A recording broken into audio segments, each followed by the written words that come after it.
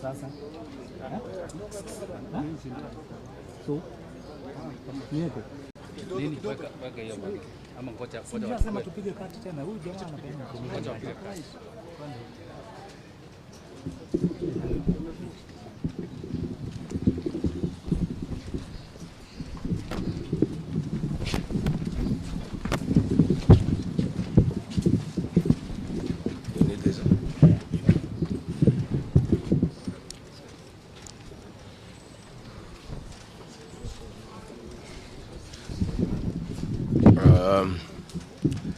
Good people, are you ready?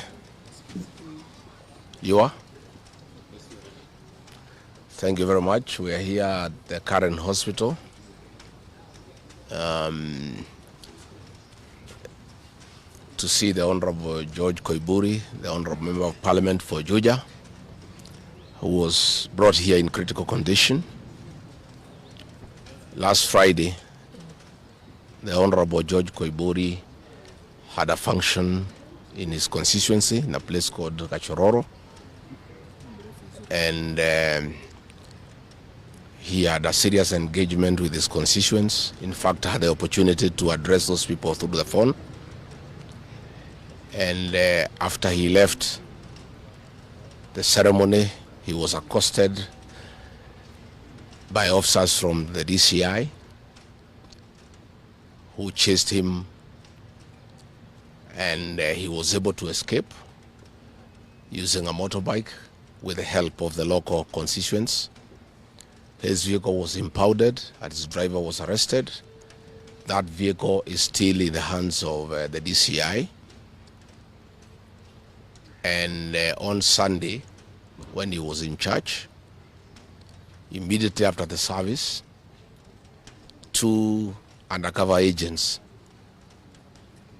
of a killer squad that has been put in place to deal with elected leaders who are not supportive of William Ruto abducted him in full glare of the church members, and in the process almost harmed his wife. It is not known where he was taken to, but after a serious search early this morning, he was found in a coffee plantation in Kibichoi, that is in the Githongori constituency, badly beaten and in very serious condition. He was taken to a hospital for first aid and later brought here where he was admitted. And I've just seen him and I've talked to the doctors, and they have confirmed that the Honorable George Koimburi was tortured by professionals. He has serious soft tissue injuries. This is torture normally done by professionals. He has lost his voice, and the doctors are working round the clock to restore his vocal cords. And the Honorable Koimburi has been able to communicate through writing because he is not able to speak, that some chemical was administered through inhalation, and the doctors have told us that preliminary investigations confirm that that chemical has interfered with his vocal cords. The doctors have assured us they are doing everything within their power to make sure that he's out of danger. They have taken blood and urine samples to private laboratories, different ones, so that they can establish what could have happened in matters poisoning.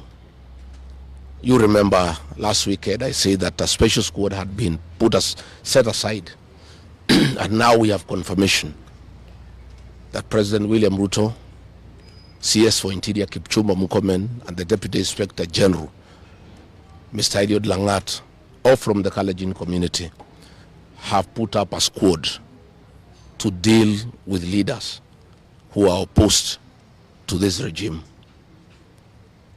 the Honorable Kipchumba Murkomen has sent a message to us through common friends that his appointment to the Ministry of Interior is to make sure that William Ruto is re-elected as president and to deal with anybody who can stop that objective. Officers from the National Police Service has confirmed to us that a special squad of 20 police officers from the Nandi sub-ethnic community are the ones behind the abduction of George Koimburi, and they are the ones that were deployed in Kakamega to target the Honorable John Methu and Karungo Athangwa. Specifically, there were about 300 police officers who were deployed in Kakamega, but 20 police officers from the Nandi sub-ethnic community under the direct command of the Deputy Inspector General, Eliud Langat, and reporting to Kipchumba Murkomen and William Ruto, had been assigned to harm the Senator for Nyandarua and the Senator for Kiambu because of their vocal stand against this regime. Let me say that I want to appeal to the international community to rescue this country. William Ruto has become a very vengeful dictator, and his activities are similar to the one by Dr. In Dada and Mobutu Sese Seko. And the level of impunity in this country, if the international community does not come through for the people of Kenya, we are going to have not just killings, but maiming of elected leaders. What has happened to the Honorable Koimburi is a very deliberate attempt by William Ruto, Kipchumba Murkomen, and Langat to scare leaders who speak out. It is meant to scare them. It is meant to sell them fear so that they can stop agitating for the liberation of this great republic. And I want to say that William Ruto must know it is these leaders, it is not these leaders who are against his rule. It is the people of Kenya. These leaders are simply articulating what the people of Kenya are saying. And even if he targets these leaders to kill them, to maim them, he cannot do the same to each and every Kenyan. And I want to tell him to stop spreading the narrative that the rebellion against him is coming from the people of Mount Kenya region. This rebellion is across the country, from Western Kenya, Coast Province, Northeastern, Nyanza, including his native North Rift and South Rift. Members of the Kalenjin community are also up in arms because of the misuse of public resources, mismanagement of the economy, and the fact that there is no work going on in this country. So let me appeal to the international community to take a great interest in what is happening in Kenya. And we have seen what is happening in the neighboring countries, in Tanzania, the suppression of civil society, and all those things are stemming from here in Kenya. William Ruto has become intolerant. He cannot take criticism.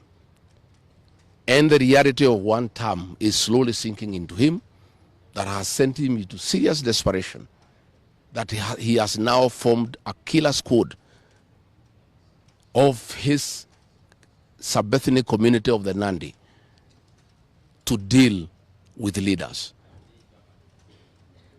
Let me ask the people of Kenya to be calm. I want to ask the supporters of the Honorable Koimburi to stay calm. We'll do everything possible to make sure that we are more careful in the face of the repression that is going on. You are aware that members of parliament opposed to this regime, their bodyguards have been disarmed so that they stop going for meetings and feel vulnerable. But it is very clear why they have been disarmed is to allow members of that gang that has been formed by the president to abduct them and to threaten them. And if anything happens to these members of parliament, to any leader in this country opposed to William Ruto, the president will be held to account. And let me tell William Ruto, people of Kenya cannot elect you by force. They elected you on their own free will. You are a popular leader 3 years ago, and you messed yourself up through bad governance, one-man rule, theft of public resources, wanton corruption, and tribalism. You cannot blame any of us here for the situation you find yourself in. The one-term movement is unstoppable, and there is nothing the president can do. He can kill these leaders, he can abduct them, he can torture them, but he cannot do that to all the people of Kenya. So I want to urge members of parliament and senators and others not to give up. Nobody can die from morning to evening. You can only die once. And the tree of liberation will be watered by blood. The Honorable George Koimburi is a hero of the Kenyan people. What he has undergone, the torture, the pain he is in, the anguish to his family members is not in vain. This liberation will take place, it will happen. And let me conclude by asking the Kenyan people not to be intimidated. Kenya is a constitutional democracy. They are entitled to cast their vote the way they want. And William Ruto cannot force the people of Kenya to elect him. And there is nothing he can do about it. Thank you very much.